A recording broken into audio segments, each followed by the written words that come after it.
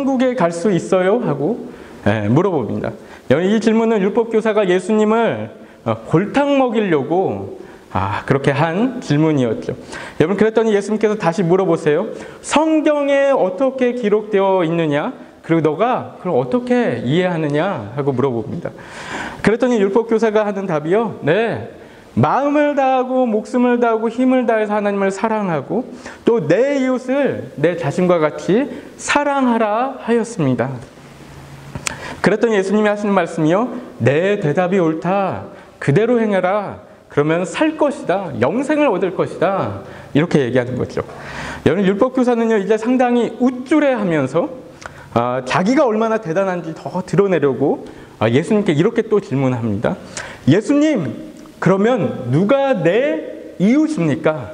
누가 내가 사랑해야 할 이웃입니까? 물어보는 거죠. 그러니까 그 답으로 예수님께서 한 가지 재미난 이야기를 해주시는데, 그게 바로 오늘 본문에 나오는 선한 사마리아인의 비유인 것이죠. 여러분, 이 이야기는 다음과 같은데요. 어떤 한 사람이 예루살렘에서 여리고로 내려가다가 강도를 만납니다. 그런데 그 강도들은 그 사람의 옷을 벗기고 또 때리고 가지고 있는 것들을 다 뺏은 다음에 내버려 두고 가버립니다. 결국 여러분, 그 사람은 거기서 거의 죽을 지경에 놓이게 되는데, 여러분, 그런데 때마침 그곳을 지나가던 제사장이 한 명 있었어요. 그 제사장을 보고 이 사람이 내가 살겠구나, 저 사람한테 도움을 구해야지 생각했는데, 여러분, 그런데 제사장은 이 제사장이 누구죠? 제사장은 오늘로 치면 누구예요? 성현아, 손들어서. 맞아요. 목사님 같은 사람이에요. 목사님 같은 사람이 나타났는데, 그래서 살겠구나 생각했는데, 이 제사장이 죽어가는 사람을 보면서 저 사람 뭐야? 바빠 죽겠는데 예배 드리러 가야 되는데, 그러면서 멀리 피해서 못 본 척 그냥 가버립니다. 그 다음으로는 레위인 한 명이 나타나는데요. 이 레위인도 제사장하고 비슷한 사람이었어요. 그렇죠? 성전에서 일을 하는 사람이었어요. 그런데 이 레위인도 그곳에서 피 흘리며 죽어가는 그 사람을 막 살려달라고 애원하는데 못 본 척, 난 싫어, 난 상관없어 그러면서 멀리 돌아가서 또 지나갑니다. 여러분, 그런데 그때 마침 그곳에 사마리아 사람 한 사람이 나타나는 거죠. 사마리아 사람. 여러분, 사마리아 사람은 당시 이스라엘 사람들에게 정말 하나님을 제대로 믿지 않는다고 막 비난을 받던 사람이었어요. 그래서 저 개 같은 사람이다 라고까지 그렇게까지 이제 불리던 사람이었는데, 여러분, 이 사람이 여행하던 중에 이 강도 만난 사람을 발견한 거예요. 근데 이 사람을 발견하고 너무 놀랐어요. 이렇게 죽어가고 있다니, 피 흘리면서 너무나 놀라서 저대로 두면 죽겠다 생각해서 빨리 가서 막 상처를 약을 발라주고, 상처에 또 밴드를 붙여주고, 또 이제 모텔 같은 데 막 데려가서 거기서 주인한테 돈을 많이 주면서 거기서 치료를 받게 하고 사람을 잘 봐달라고 이야기했습니다. 여러분, 강도 만난 사람이 여러분 사마리아 사람하고 알던 사람이 아니었어요. 그렇죠? 뭐 친구도 아니었고 친척도 아니었고 아무것도 모르던 처음 만난 사람이었는데, 여러분, 근데 이 사마리아 사람은 그 사람을 도와준다고 자기 돈도 많이 주고 시간도 많이 쓰고 하면서 자기를 희생하는 그런 모습을 보이는 것이죠. 여러분, 이렇게 이제 예수님께서 그런 이야기를 마치시는데, 예수님께서 이 이야기를 마치시고 나서 율법교사에게 물어봅니다. 당신 생각에는 이 세 사람 중에 누가 강도 만난 자의 이웃이 되겠느냐 물어봐요. 그러니까 율법교사가 하는 이야기가 당연히 자비를 베푼 자죠 얘기합니다. 예수님께서 또 하신 말씀이 당신도 가서 이와 같이 하십시오 이렇게 말씀하셨습니다. 여러분, 이 말씀의 교훈은 당연히 우리가 영생을 얻기 위해서 우리가 하나님을 어떻게 사랑해야 되고 또 우리의 이웃을 어떻게 사랑해야 하는가. 여러분, 우리가 이웃을 사랑하는 일에 우리의 영생이 달려 있음을 이야기하는 말씀이 있죠. 여러분, 그런데 오늘 본문 말씀이 실은 상당히 당시에 상당히 도전적인 메시지를 주고 있다는 거 아십니까? 강도 만나 죽어가는 사람을 제사장이 그냥 지나쳐요? 레위인도 그냥 지나쳐요? 가장 종교적이라고 생각했던 사람들, 정말 종교적인 어떤 행위들, 뭐 제사도 열심히 드리고 예배 드리고 기도 열심히 하고 이랬던 사람들은 그냥 지나치는 거예요. 여러분, 그런데 유대인들에게 정말 개 같은 존재라고 비난받던 사람, 사마리아 사람이 그 사람을 아주 헌신적으로 희생적으로 도와주고 있어요. 여러분, 그러면서 예수님께서 말씀하시는 것이죠. 누가 영생을 얻은 자인가? 누가 영생을 얻은 자인가? 여러분, 오늘 말씀을 실은 가만히 보면요, 하나의 트위스트가 있습니다. 여러분 혹시 발견하신지 모르겠는데, 여러분 실은 율법학자는 이렇게 물어봤죠. 어떤 이웃을 사랑해야지 영생을 얻습니까? 내가 사랑해야 되는 이웃이 누구입니까? 하고 물어봤어요. 여러분들, 예수님께서 뭐라고 대답하셨죠? 여러분, 예수님은 가만히 생각해 보면은 동문서답하고 계십니다. 예수님께서 하신 대답은 여러분 뭐죠? 네, 그가 이웃이 되어 주어야 할 대상을 말씀하신 것이 아니고 율법교사 그 자신이 강도 만난 자의 이웃이 되어주고 있는가? 그렇죠? 네, 입장을 바꿔서 말씀하신 거죠. 그렇죠? 그게 이제 36절과 37절 말씀인데요. 여러분, 이런 것을 우문현답이라고 합니다. 그렇죠? 어리석은 질문과 현명한 답이라고 하는 거죠. 너가 어떤 이웃을 사랑해서 영생을 얻을지 생각하지 말고 너가 강도 만난 자들에게 이웃이 되어주고 있는가? 그걸 생각해야 된다는 것이죠. 그것이 훨씬 중요하다는 것이죠.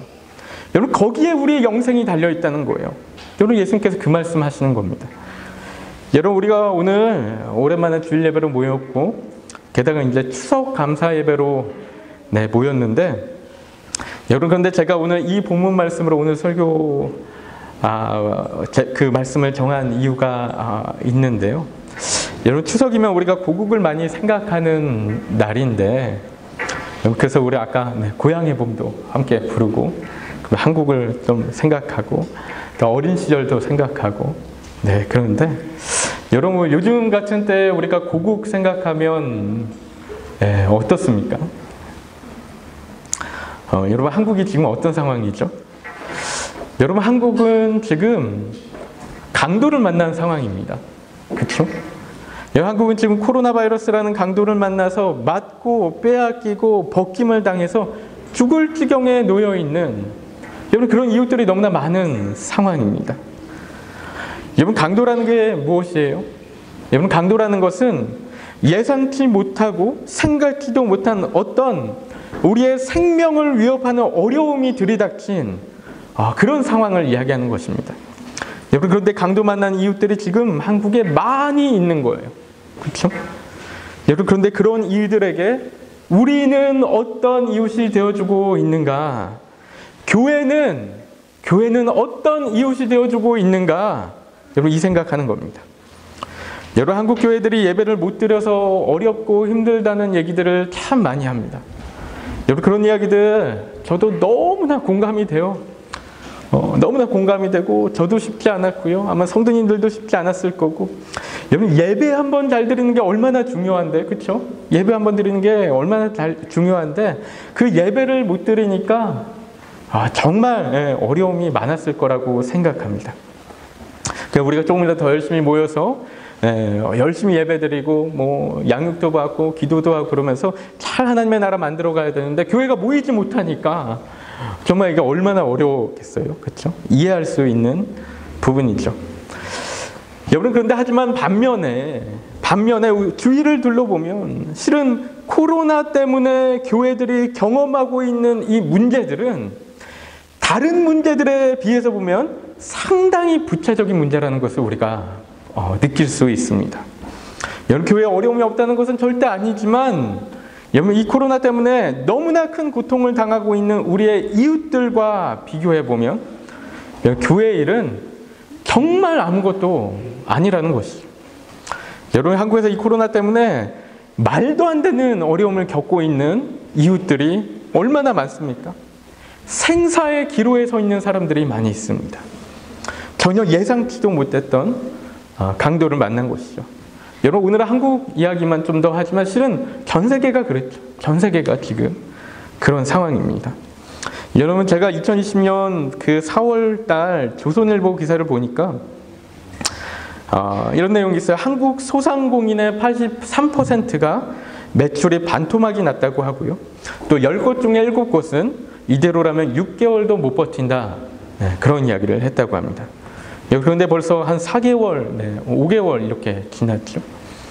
제가 9월 7일 뉴스를 또 보니까요. 자영업자들이 벼랑 끝에 내몰리고 있다는 이야기를 하는데요. 한 10명 중에 6명이 매출액이 90% 이상 줄었다고 이야기하고 있습니다. 지난 8월에 한겨레 기사를 보니까요. 한국의 임시직과 그러니까 템포러리 워커와 일용직, 데이 워커, 하루 일하고 하루 먹고 사는 사람들이 취업자 수가 전년도에 비해서 3월에는 임시직이 42만 명 줄었고 일용직이 17만 3천 명이 줄었다고 하고요. 4월에는 임시직이 58만 명이 줄고 일용직이 19만 명이 감소했다라고 이야기하고 있습니다. 여러분, 이 사람들이 지금 어떻게 살고 있는지 모르겠는데요. 제가 또 다른 뉴스를 보니까 3개월 넘게 일을 전혀 못하고 있다는 사람들도 이야기도 받고 일감이 없어서 우리 이러다 굶어 죽겠다라고 인터뷰하는 인터뷰 기사도 봤습니다.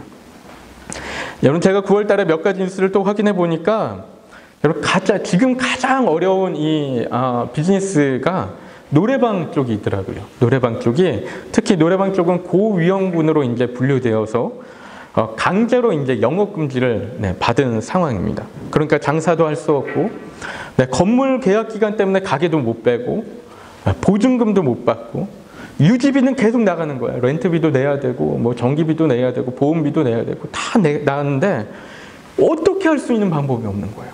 그렇죠? 그런 상황에 있는 이야기들을 봤는데 제가 짧은 뉴스 클립 하나 준비했는데요.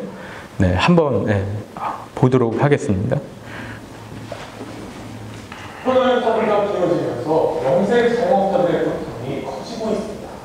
영업에 큰 타격을 입으면서 위기로 내몰리는 자영업자들이 의구인데요. 경기도 안양에선 가게를 운영하는 60대 자매가 사활 속에 결국 극단적인 선택을 시도했습니다. 신소아 기자가 취재했습니다. 지난달 30일 경기 안양시의 한 지하 노래바 안에 60대 자매가 함께 쓰러져 있다는 신고가 들어왔습니다. 5개월째 문을 열지 못한 지점에서 벌어진 일이었습니다. 근데 그 집은 특히나 어려웠어요. 평상시에도 영업을 제대로 못했는데 코로나 터지고 나서는 완전히 안 됐어요. 자매가 있는 67살 언니와 5살 아래인 동생은 지점을 운영하며 생계를 유지해왔습니다. 고양시 전 이틀전이니까 여기 장에 와서 저희가 비빔밥인데 그거 하나씩 그 장에 와서 먹을게요. 가면은 우리 노란거나 그렇게 생각했는데 현장에서 발견된 뷰터에 코로나19로 너무 어렵다는 내용이 담겨 있었습니다. 동생은 병원에서 간신히 의식을 찾았지만 언니는 끝내 숨을 거뒀습니다. 이번 주까지였던 수도권 거리두기 2.5단계의 연장이 발표된 다음 날 토요일 오후인데도 문을 닫아버린 식당이 있지 않았습니다. 5월부터 좀 느리겠어.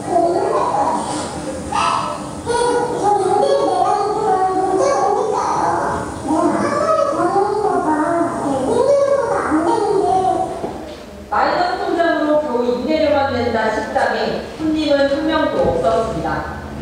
70일 가까이 문을 닫아야 했던 노래방 주인은 낙심을 넘어 절망을 느끼고 있습니다. 그러면서 한전이 계속 늘어나는 게 눈에 보이는 거예요. 이러다가 이제 3단계는 우리도 자동 연장인 거예요. 대출로 감당할 수 없는 절벽에 부딪혔습니다. 소상공인 자영업자분들 버티시라고. 버티셔야 된다고. 그래, 어떻게 버티면 된다고. 지원도 방법 없이 버티라고 해도 생각을 못했어요, 진짜. 정부는 강화된 방역 조치로 피해받은 자영업자 대책을 다음 주에 내놓을 계획이지만 큰 기대는 없습니다. 뭐 정부에서는 지금 100만 원 지원해 주신다고 하는데 저희 5개월째 수익이 0원에다가 빚이 한 달에 500배 지금 쌓여가고 있는 상황입니다. MBC 뉴스 신도입니다. 네, 여러분 제가 몇 가지 이야기만 드린 것인데 찾아보면 이런 이야기들이 정말 많습니다. 너무나 아파하고 힘겨워하는 사람들이 많다라는 것이죠. 여러분 그런데 이러한 상황들 가운데서 우리 교회들은 그들의 이웃이 되어주고 있는가? 여러분 여기에 우리의 영생이 달려 있다고 하는데 우리는 예수님의 말씀에 순종하고 있는가 하는 것이죠. 여러분 그런데 지금 이러한 시기가요. 우리가 또한 반대로 한번 생각해 보면은 여러분 이 시기는 우리 한국 교회들에게 정말 큰 기회가 될 수 있는 시기일 수 있습니다. 여러분 사회적으로 경제적으로 어려운 일이 많으면 많을수록 여러분 그때가 교회가 빛날 수 있는 그런 시기일 수 있다라는 거죠.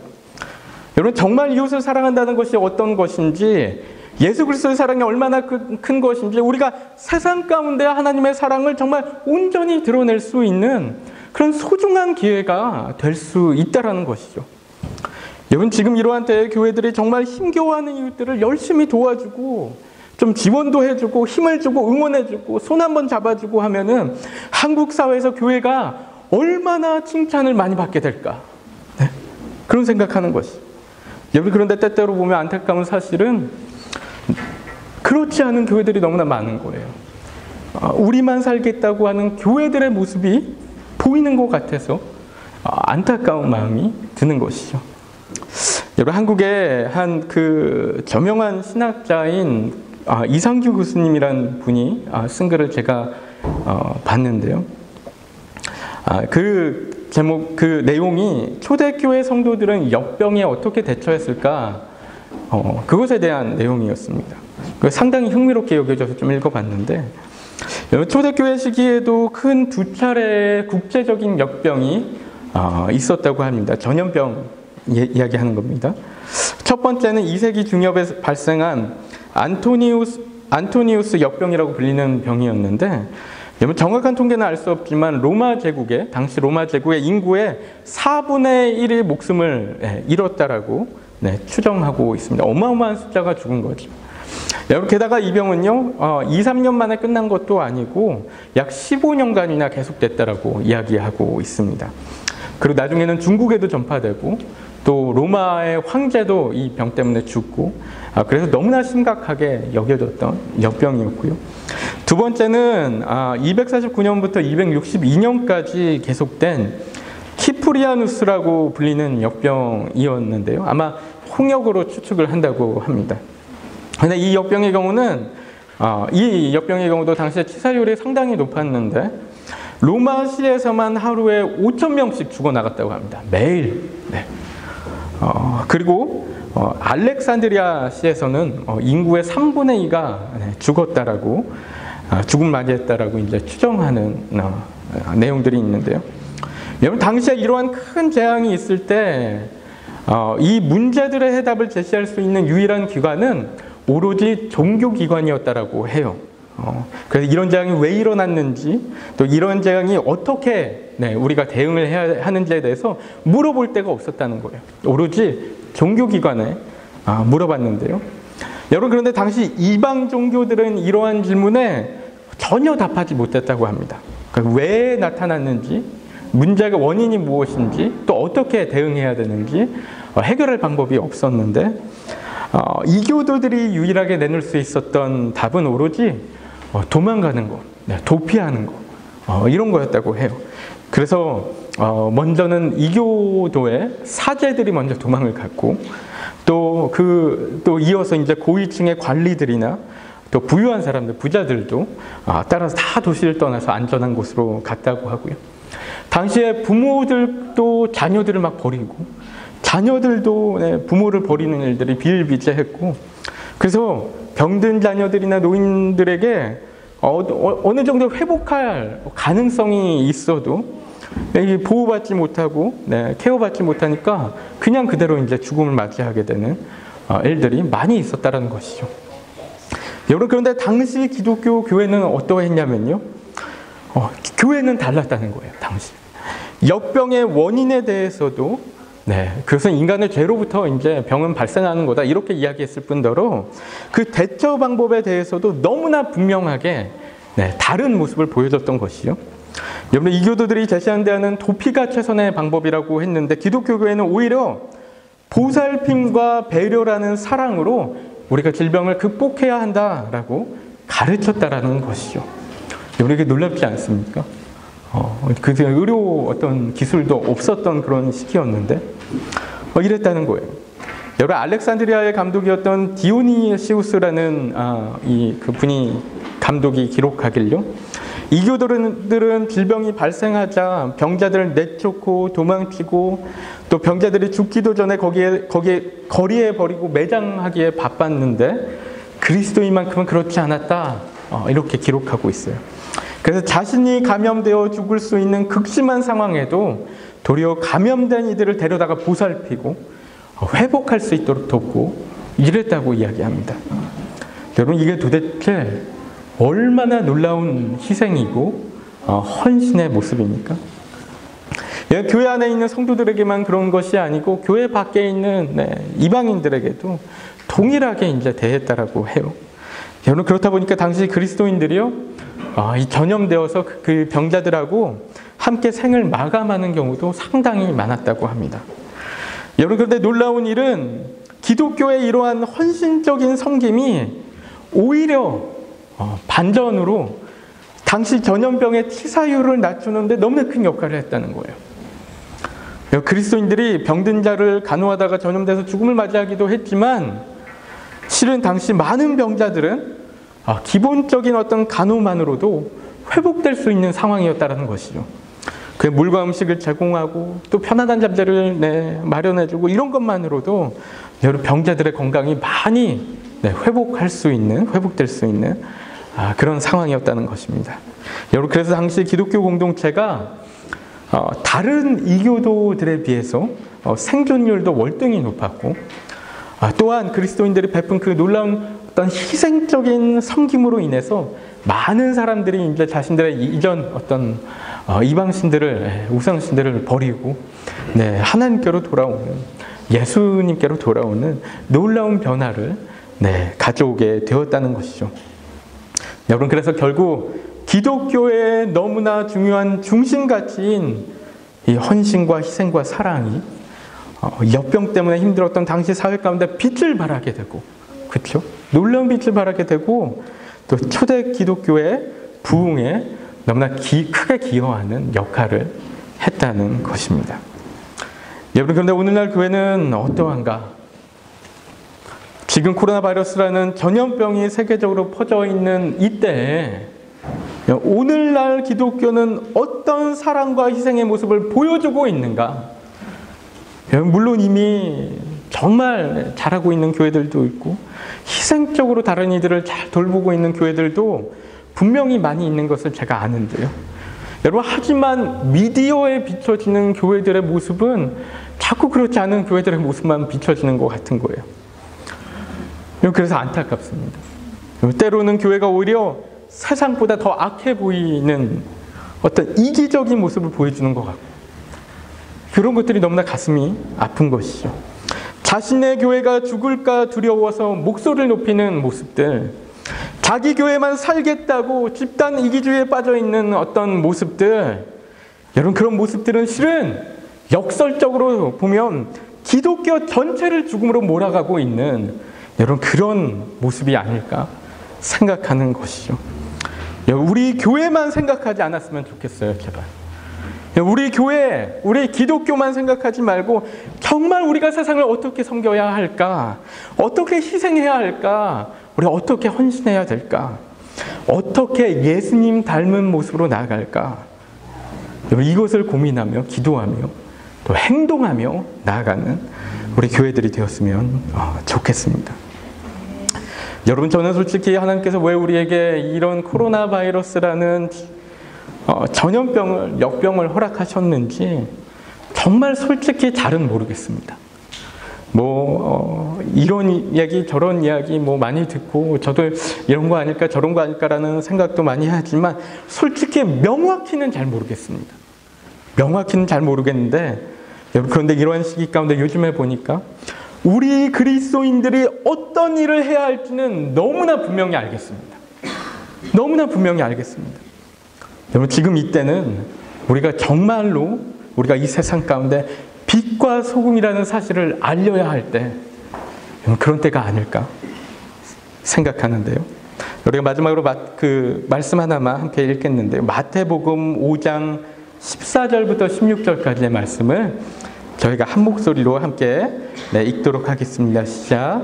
너희는 세상의 빛이라. 산 위에 있는 동네가 숨겨지지 못할 것이요 사람이 등불을 켜서 말 아래에 두지 아니하고 등경 위에 두나니 이러므로 집안 모든 사람에게 비치느니라. 이같이 너희 빛이 사람 앞에 비치게 하여 그들로 너희 착한 행실을 보고 하늘에 계신 너희 아버지께 영광을 돌리게 하라. 아멘. 여러분, 지금 이 시기는 우리가 참으로 빛날 수 있는, 여러분, 정말 절호의 기회라는 것이죠. 우리가 가지고 있는 이 빛을 사람 앞에 비치게 하여서 사람들이 우리의 행실을 보고 하나님께 영광을 돌리게 할 수 있는 그런 시기, 지금이라고 정말 믿는데요. 여러분, 그런데 우리가 왜 가만히 있습니까? 여러분, 왜 그렇게 하지 못합니까? 여러분, 뉴질랜드에는 봄이 왔습니다. 그렇죠? 뉴질랜드 봄이 왔어요. 너무나 따뜻한 봄이 왔는데요. 오늘 또 아침에는 비가 그렇게 쏟아지더니 지금은 너무나 맑게 기었습니다. 여러분, 뉴질랜드에서는 코로나 바이러스도 그래도 나름대로 상대적으로 잘 통제되고 있는 그런 상황 가운데 있는데요. 여러분, 내 반면에 우리 고향 땅 대한민국을 보면은 한국뿐만 아니고 다른 나라들 더 심각한 나라들이 많은데 아직도 너무 많이 추운 것 같다라는 생각을 합니다. 여러분, 우리가 오늘 고향의 봄이라는 노래 함께 불렀는데 우리 고향에도 이제는 좀 봄이 찾아왔으면 좋겠다라는 마음이 들었고요. 그렇게 되기 위해서 우리가 한국의 교회들 위해서 또 그리스도인들 위해서 함께 기도하고 그들이 다시 한번 우리 안에 빛을 들고 일어날 수 있도록 응원해주고 기도해주고 하면 좋겠다는 마음인데요. 우리 안에 예수 그리스도의 빛을 세상 가운데 비춤으로 우리 고향의 봄이 찾아오기를 간절한 마음으로 소망합니다. 우리 이 시간에 함께 기도하는 시간 갖도록 할 텐데요. 우리가 두 번만 기도할 텐데 먼저 우리 한국과 한국 교회들 위해서 좀 기도했으면 좋겠습니다. 여러분, 우리 대한민국 지금 너무나 어려운 시기 지나가고 있습니다. 하나님, 이 시기 우리 한국이 하나님의 은혜로 넘어가게 하여 주옵소서.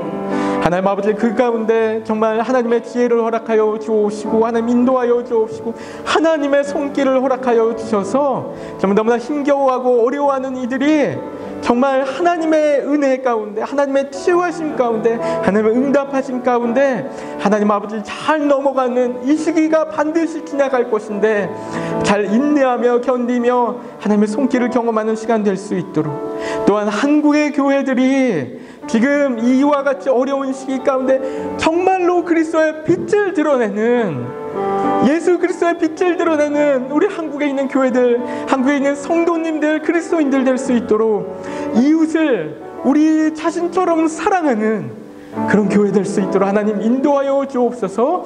우리가 함께 합심으로 기도하도록 하겠습니다. 하나님 아버지, 이 시간 가운데 우리가 간절히 기도하며 나아갑니다. 하나님 아버지, 우리 한국을 붙들어 주옵소서. 우리 한국 가운데 하나님의 은혜를 더하여 주옵소서. 하나님의 사랑을 더하여 주옵소서. 하나님 아버지, 우리가 한국 위해서 기도합니다. 한국에 너무나 힘겨워하고 있는 이들, 아파하는 이들, 하나님 아버지 정말 쓰러져 있고 하나님 아버지 매일같이 눈물로 하루하루 보내고 있는 이들에게 하나님 힘 주옵소서. 하나님의 사랑을 더하여 주옵소서.